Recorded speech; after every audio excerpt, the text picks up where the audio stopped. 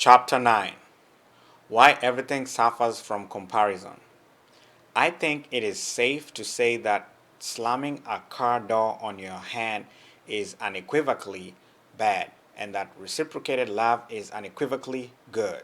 But most human experiences cannot be evaluated on such absolute terms. They are judged instead against other factors. When we consider whether we liked a meal, a vacation, or a class, inevitably we are asking ourselves, compared to what? For purposes of making decisions about what to do in the future, the was it good or bad question is less important than how good or bad was it. Very few meals in restaurants are actually bad, distasteful, enough to induce us to spit out our food and leave. Nonetheless, we describe restaurants to our friends as bad, and they understand us to mean that compared to some standard, this restaurant is on the wrong side of zero. Comparisons are the only meaningful benchmark. The circumstances of modern life seem to be conspiring to make experiences less satisfying than they could and perhaps should be, in part because of the richness against which we are comparing our own experiences. Again, as we'll see, an overload of choice contributes to this dissatisfaction. Hopes, expectations, past experience, and the experience of others. When people evaluate an experience, they are performing one or more of the following comparisons: comparing the experience to what they hoped it would be, comparing the experience to what they expected it to be, comparing the experience to other experiences they have had in the recent past, comparing the experience to experiences that others have had. Each of these comparisons makes the evaluation of an experience relative, and this may diminish the experience or enhance it. If someone is out for a great dinner and she's just read glowing reviews of the restaurant, her hopes and expectations will be high. If she's recently had a great meal in another restaurant, her standard of comparison with her past experience will be high. And if just before dinner she listened to one of her dining companions describe in ecstatic detail a meal he recently had, her social standard of comparison will be high. Given all this, the chef in this restaurant is going to be challenged to produce a meal that will move this person's hedonic thermometer any higher. If, in contrast, someone stumbles in the first restaurant she sees because she's very hungry, and if the place looks modest and its menu is simple, and if she had an awful dinner out the day before, and if her friend told her about a recent culinary disaster, chances are she won't be too hard to please. The same meal in the same restaurant can be judged negatively on the basis of the first set of comparisons and positively on the basis of the second. And by and large, we are unlikely to realize that our evaluations are as much a commentary on what we bring to the meal as they are on the meal itself. In the same way, getting a B plus on a difficult exam can fall to either side of the hedonic neutral point. Were you hoping for a B or were you hoping for an A? Were you expecting a B or expecting an A? Do you normally get B's or do you normally get A's? And what grades did your classmates get? Social scientist Alex Mikolos, in his discussion of the perceived quality of experience, argued that people establish standards of satisfaction based on the assessment of three gaps: the gap between what one has and wants, the gap between what one has and thinks others like oneself have, and the gap between what one has and the best one has had in the past. Michaelos found that much of the individual variation in life satisfaction could be explained in terms not of differences in objective experience, but in terms of differences in these three perceived gaps. To these three comparisons, I have added a fourth: the gap between what one has and what one expects. As our material and social circumstances improve, our standards of comparison go up. As we have contact with items of high quality, we begin to suffer from the curse of discernment. The lower quality items that used to be perfectly acceptable are no longer good enough. The hedonic zero point keeps rising, and expectations and aspirations rise with it. In some respects, rising standards of acceptability are an indication of progress. It is only when people demand more that the market provides more, in part because the members of a society develop higher and higher standards for what is good. People live much better material lives today than they ever did before, objectively speaking, but not subjectively speaking. If your hedonic assessment derives from the relation between the objective quality of an experience and your expectations, then the rising quality of experience is met with rising expectations, and you're just running in place. The hedonic treadmill and the satisfaction treadmill that I discussed in the last chapter explained to a significant degree how real income can increase by a factor of 2 in the US or 5 in Japan without having a measurable effect on the subjective well being of the members of society. As long as expectations keep pace with realizations, people may live better, but they won't feel better about how they live. Prospects, frames, and evaluation. In chapter 3, I discussed a very important framework for understanding how we assess subjective experience. It is called prospect theory, and it was developed by Daniel Kahneman and Amos Tversky. What the theory claims is that evaluations are relative to a baseline. A given experience will feel positive if it's an improvement on what came before, and negative if it's worse than what came before. To understand how we will judge an experience, it is necessary first to find out where we set our hedonic zero point. In chapter 3, I emphasized how language can affect the framing of an experience and thus the setting of the zero point. A sign at a gas station that says discount for paying cash sets the zero point at the credit card price. A sign that says surcharge for using credit sets the zero point at the cash price. Though the difference between cash and credit may be the same at both gas stations, people will be annoyed at having to pay a surcharge and delighted at getting a discount. But the language of description is not the only factor that affects the setting of the zero point. Expectations do as well. How good did I expect this meal, exam grade, wine, vacation, job, romantic relationship to be? People ask themselves, then they ask themselves, how good was it? If the experience was as good as expected, people may be satisfied, but they won't be ecstatic. Real hedonic charge comes when an experience exceeds expectations, and hedonic distress comes when experience fails to live up to expectations. Past experience also affects the setting of the zero point, which is in part what adaptation is about. Was it as good as last time? We ask. If so, we may again be satisfied, but we will not be enthused. The curse of high expectations. In the fall of 1999, the New York Times and CBS News asked teenagers to compare their experience with what their parents had experienced growing up. Overall, 43% of the respondents said they were having a harder time than their parents did, but 50% of children from affluent households said their lives were harder.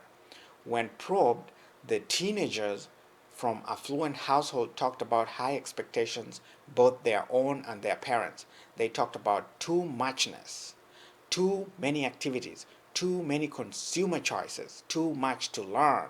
Whereas teens from low income households talked about how much easier it was to get schoolwork done thanks to computers and the internet, teens from high income homes talked about how much had to be sifted through because of computers and the internet. As one commentator put it, children feel the pressure to be sure they don't slide back. Everything's about going forward. Falling back is the American nightmare. So if your perch is high, you have much farther to fall than if your perch is low. Fear of falling As Barbara Ehrenreich put it, is the curse of high expectations. One part of life where the curse of high expectations is apparent is health and healthcare. No matter how frustrating it is for people to get prompt and decent healthcare in the age of managed care, there is no question that the state of American health is better than it's ever been. Not only do people live longer, but they have a better quality of life while they are alive. Nonetheless, as medical historian Roy Porter points out, in this age of unparalleled longevity and control over disease, there is also unparalleled anxiety about health. Americans expect to live even longer, yet and to do so without any diminution of capacity. So though modern health practices help extend our lives, they don't seem to provide an appropriate degree of satisfaction. What contributes to high expectation above and beyond the quality of past experience is, I think, the amount of choice and control we now have over most aspects of our lives. When I was away on vacation a few years ago in a tiny seaside town on the Oregon coast, I went into the small local grocery store to buy some ingredients for dinner. When it came to buying wine, they had about a dozen options. What I got wasn't very good, but I didn't expect to be able to get something very good, and so I was satisfied with what I got. If instead I'd be shopping in a store that offered hundreds, even thousands of options, my expectations would have been a good deal higher. Had I ended up choosing a bottle of wine of the same quality as the one that satisfied me in Oregon, I'd have been sorely disappointed. And to return to the example with which I began the book, back when gins came in only one variety, I would be satisfied with the fit, whatever it was. But now, confronted with relaxed fit, easy fit, slim fit, tapered leg, boot cut, and who knows what else, my standards have gone up. With all these options available, I now expect my jeans to fit as though they were custom made. The proliferation of options seems to lead inexorably to the raising of expectations, which plays into the tendency to be a maximizer. Almost by definition, to be a maximizer is to have high standards, high expectation. Because of this, and because of the role played by expectations in hedonic evaluations, an experience that is on the positive side of the hedonic thermometer for a satisficer may be on the negative side for a maximizer. The lesson here is that high expectations can be counterproductive. We probably can do more to affect the quality of our lives by controlling our expectations than we can by doing virtually anything else. The blessing of modest expectations is that they leave room for many experiences to be a pleasant surprise, a hedonic plus. The challenge is to find a way to keep expectations modest even as actual experiences keep getting better. One way of achieving this goal is by keeping wonderful experiences rare. No matter what you can afford, save great wine for special occasions. No matter what you can afford, make that perfectly cut, elegantly styled silk blouse a special treat. This may seem like an exercise in self denial, but I don't think it is. On the contrary, it's a way to make sure that you can continue to experience pleasure. What's the point of great meals, great wines, and great blouses if they don't make you feel great? The curse of social comparison. Of all the sources of we really of all the sources we rely on when we evaluate experiences, perhaps nothing is more important than comparisons to other people. Our answer to the how am I doing question depends on our own past experiences, aspirations, and expectations. But the question is virtually never asked or answered in a social vacuum. How am I doing almost always carries compared to others in parentheses. Social comparison provides information that helps people evaluate experiences. Many experiences are ambiguous enough that we aren't completely sure what to make of them. Is a B plus a good grade on an exam? Is your marriage going well? Is there reason to worry because your teenage son is into head banging music? Are you sufficiently valued at work, although it is possible to derive approximate answers to questions like these without looking around at others. Approximate answers aren't good enough. Looking at other permits the fine tuning of assessments. This fine tuning in turn helps people decide whether some sort of action is called for. Just as we saw in chapter 7 that the counterfactuals we construct can be tilted upward, imagining a better result, or downward, imagining a worse one, so too with social comparison. People can compare themselves with others who have done better, upward social comparison, or worse, downward social comparison. Usually, downward social comparison nudge people up the hedonic thermometer, and upward social comparisons nudge them down. Indeed, social psychologists have found that upward comparisons produce jealousy, hostility, negative mood, frustration, lowered self esteem, decreased happiness, and symptoms of stress. By the same token, downward comparisons have been found to boost self esteem, increase positive mood, and reduce anxiety. But it need not be this way. At times, people engaging in social comparison respond positively to upward comparisons and negatively to downward comparisons. Learning that others are worse off can lead you to consider that you yourself can become worse off. When you compare yourself with others who are worse off, you may take pleasure in your superiority, but you may also experience guilt, embarrassment, the need to cope with other people's envy or resentment, and the fear that their fate could happen to you. And when you compare yourself with others who are better off, you may feel envy or resentment, but you may also be motivated or inspired.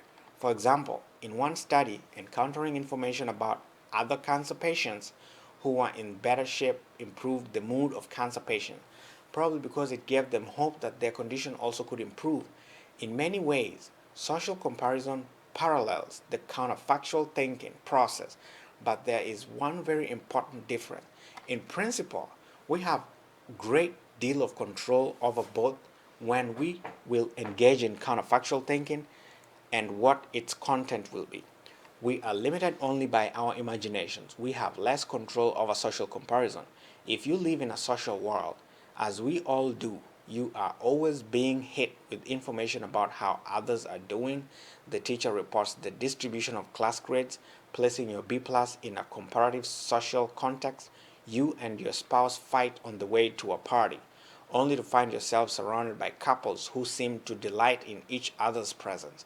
You are just passed over for promotion, and you hear from your sister about how well things are going on her job. This kind of information just can't be avoided. The best you can do is keep yourself from brooding about it. The race for status. People are driven to social comparison largely because they care about status, and status, of course, has social comparison built into it. Part of the satisfaction from achievements and possessions comes from the awareness that not everyone can match them. As others start to catch up, the desires of those who are ahead in the race escalate so that they can maintain their privileged position. In his book, Choosing the Right Pawn, economist Robert Frank exposes just how much of social life is determined by our desire to be big fish in our own ponds. If there were only one pawn, if everyone compared his position to the position of everybody else, virtually all of us would be losers. After all, in the pond containing whales, even sharks are small. So instead of comparing ourselves to everyone, we try to mark off the world in such a way that in our pond, in comparison with our reference group, we are successful. Better to be a third highest paid lawyer in a small firm and make $120,000 a year than to be in the middle of the pack in a large firm and make $150,000. The way to be happy, the way to succeed in the quest for status is to find the right pawn and stay in it. Just how profound is this concern for status? A few years ago, a study was conducted in which participants were presented with pairs of hypothetical personal circumstances and asked to state their preferences. For example, people were asked to choose between earning 50,000 a year with others earning 25,000 and earning 100,000 a year with others earning 200,000. They were asked to choose between 12 years of education high school when others have 8 and 16 years of education college, when others have 20. They were asked to choose between an IQ of 110 when the IQ of others is 90 and an IQ of 130 when the IQ of others is 150. In most cases, more than half of the respondents chose the option that gave them better relative position. Better to be a big fish earning 50,000 in a small pond than a small fish earning 100,000 in a big one. Status, social comparison, and choice. Concern for status is nothing new. Nonetheless, I believe that the problem is plethora of choice. Given Frank's choosing the right pawn idea, what is the right pawn? When we engage in our inevitable social comparisons, to whom do we compare ourselves? In earlier times, such comparisons were necessarily local. We looked around at our neighbors and family members. We didn't have access to information about people outside our immediate social circle. But with the explosion of telecommunications, TV, movies, the internet, almost everyone has access to information about almost everyone else. A person living in a blue collar urban neighborhood 40 years ago might have been content with his lower middle class income because that brought him a life comparable to what he saw around him. There would have been little to incite his status enhancing aspirations, but not anymore. Now, this person gets to see how the wealthy live countless times every day. We all see we all seem to be swimming in one giant pond nowadays, and anyone's life could be ours. This essentially universal and unrealistically high standard of comparison decreases the satisfaction of those of us who are in the middle or below, even as the actual circumstances of our lives improve. Positional competition. If we stop the discussion here, it would be tempting to conclude that the dissatisfaction that comes with social comparison can be fixed by teaching people to care less about status. Disappointment from social comparison would be understood as a problem that affects society by affecting individuals and that can be fixed by changing individuals' attitudes one person at a time. But even if people could be taught to care less about status, they would still be satisfied they would still not be satisfied with what they have because they have legitimate reasons for believing that no matter how much a person has, it may not be enough. Our social and economic system, which is based on part on an unequal distribution of scarce and highly desirable commodities, inherently propels people into lives of perpetual social comparison and dissatisfaction, so that reforming people without paying attention to the system won't work.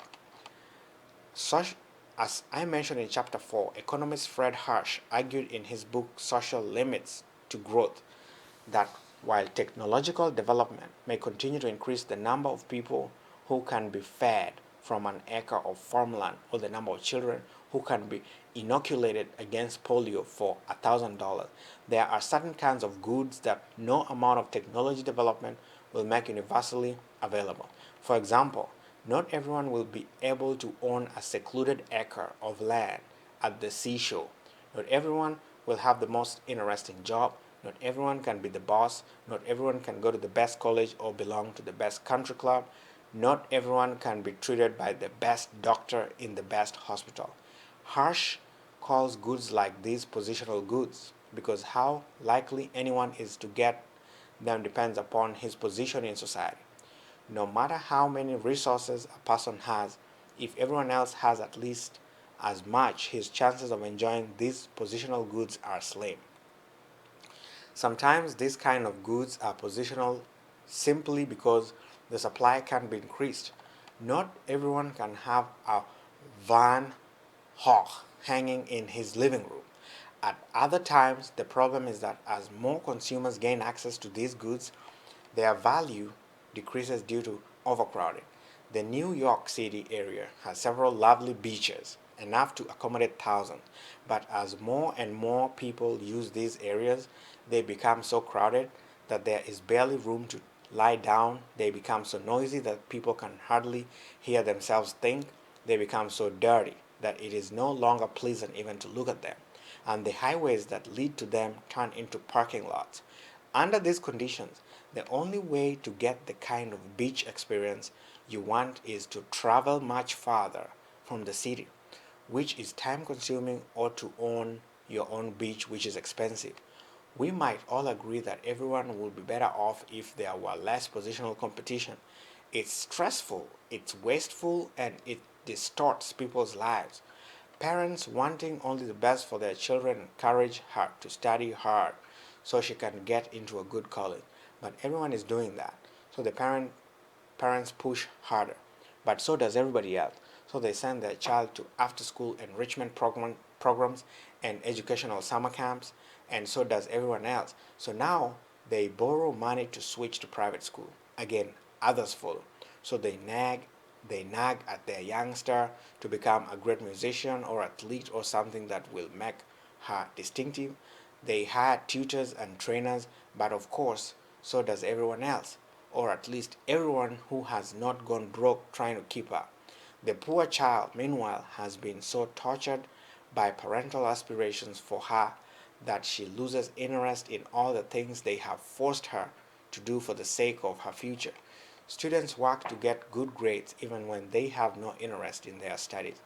People seek job advancement even when they are happy with their jobs they already have. It's like being in a crowded football stadium, watching the crucial play. A spectator several rows in front stands up to get a better view, and a chain reaction follows. Soon everyone is standing just to be able to see as well as before. Everyone is on their feet rather than sitting, but no one's position has improved. And if someone unilaterally unilaterally and resolutely refuses to stand, he might just as well not be at the game at all.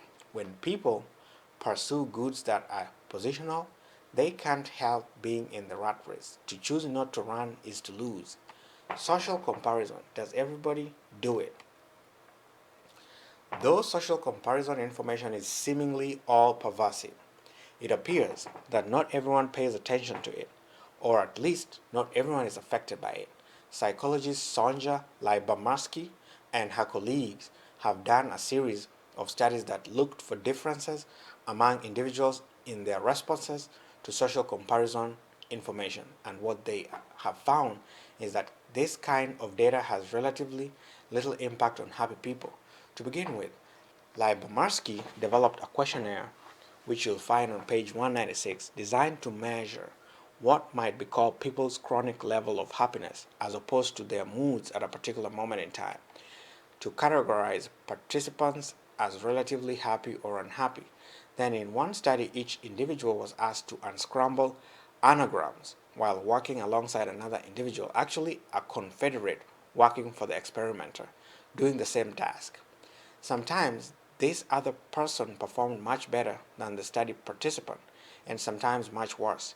Lyubomirsky found that happy people were only minimally affected by whether the person working next to them was better or worse at the anagram task than they were. When asked to assess their ability to unscramble anagrams and how they felt about it, happy people gave higher ratings after doing the task than before it. Their assessment of ability and their mood were slightly better if they had been walking beside a slower peer than if they had been walking beside a faster one. But either way, their self-assessments went up. In contrast, unhappy people showed increases in assessed ability and positive feelings after walking beside a slower peer, and decreases in assessed ability and positive feelings if they had been walking beside a faster peer. In a second study, participants were asked to videotape a lesson for preschooling children. An expert, again actually a confederate, gave the participant detailed feedback on their performance. Participants performed alongside a partner who gave the same lesson. The question of interest was how the feedback would affect participants' moods. The moods of happy people improved when they got positive feedback and worsened when they got negative feedback. But whether they heard or didn't hear the feedback given to their partner made no difference. Unhappy people, on the other hand, were very much affected by the feedback their partner received. If a participant got positive feedback, but her partner got better feedback, the participant mood worsened. If a participant got negative feedback, but her partner got worse feedback, the participant's mood improved. Thus, it seemed as though the only thing that mattered to the unhappy people was how they did in comparison to their partner. Better to be told that you are a pretty bad teacher, but that others are even worse than to be told that you are a pretty good teacher, but others are better. Subjective happiness scale from a scale of 1 to 7. For each of the following questions or statements, please circle the point on the scale that you feel is most appropriate in describing you. Question 1. In general, I consider myself either not a very happy person or a very happy person. Compared to most of my peers, I consider myself less happy or more happy. Some people are generally very happy. They enjoy life regardless of what is going on, getting the most out of everything. To what extent does this characterization describes you? Not at all or a great deal. Some people are generally not very happy, although they are not depressed. They never seem as happy as they might be. To what extent does this characterization describe you? Not at all or a great deal. In a follow-up to this study, Lyubomirsky tried to determine which factors about happy and unhappy people make them respond so differently to the same situation. What she found was that when happy and unhappy people were induced to distract themselves by thinking about something else after they got some negative feedback about performance on a task, the difference between them in their reaction to the news went away. Both groups responded like happy people. And if happy people and unhappy people were induced after getting negative feedback to think about it, the difference between them again went away. This time, both groups responded like unhappy people. The inference here is that distraction versus rumination is the critical distinction. Happy people have the ability to distract themselves and move on, whereas unhappy people get stuck ruminating and making themselves more and more miserable. We can't say for sure in this research what is cause and what is effect. Do unhappy people ruminate more than happy ones about social comparison, or does ruminating more about social comparisons make someone unhappy? My suspicion is that both are true, that the tendency to ruminate traps unhappy people in a downward psychological spiral that is fed by social comparison. Certainly, it is safe to say that, based on available research, social comparison does nothing to improve one's satisfaction with the choices one makes. Maximizing satisfying and social comparison. Your level of happiness is not the only factor that colors your response to social comparison. Once again, being either a maximizer or a satisfier is significant. In the research I discussed in Chapter 4, we took participants who had filled out our maximization scale and put them in a situation like the one I just described, in which they had to unscramble anagrams alongside another person who was doing the task faster or slower than they were.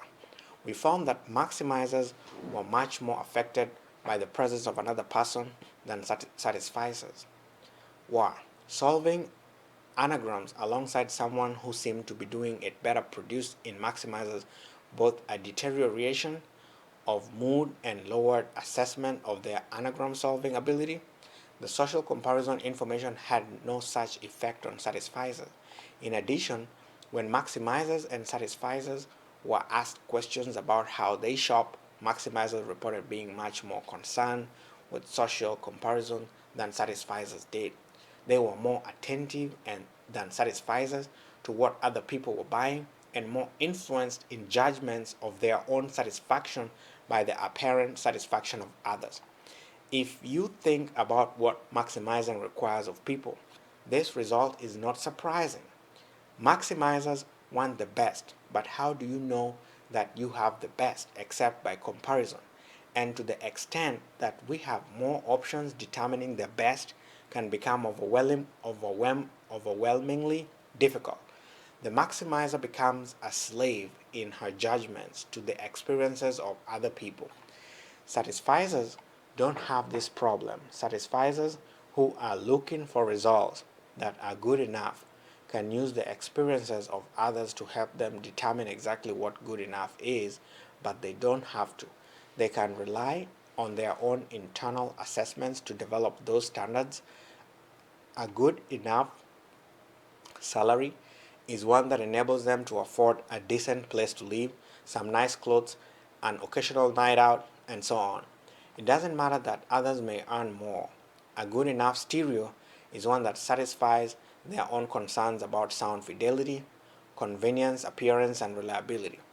And in these two contrasting approaches, we discover something of a paradox. The word maximizing, implying as it does a desire for the best, suggests standards that are absolute.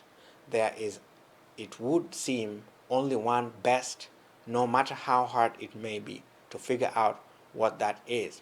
Presumably, someone with absolute standards would not be specially concerned or affected by what others are doing. Satisfying, in contrast, implying as it does a desire for good enough, suggests relative standards, relative to one's own past experience and the past experience of others. Nonetheless, what we see is just the reverse. It is maximizers who have the relative standards and satisficers who have the absolute ones. While in theory, the best is an ideal that exists independent of what other people have, in practice, determining the best is so difficult that people fall back on comparisons with others. Good enough is not an objective standard that exists out there for all to see. It will always be relative to the person doing the judging, but critically, it will not, or need not, be relative to either the standards or the achievements of others. So, once again, satisfying appears the better way to remain one's autonomy in the face of an overwhelming array of choices. Choice options and social comparisons. We have already seen how there are more options we have. The more options we have, the more difficulty we have gathering the information necessary to make a good decision. The more difficulty information gathering is, the more likely it is that you will rely on the decisions of others. Even if you are not after the best wallpaper for your kitchen, when faced with a choice among hundreds of thousands of possibilities, the search for something good enough can be enormously simplified by knowing what others have chosen. So, overwhelming choice is going to push you in the direction of looking over your shoulder at what others are doing. But the more social comparison you do, the more likely you are to be affected by it. And the direction of such effects tends to be negative.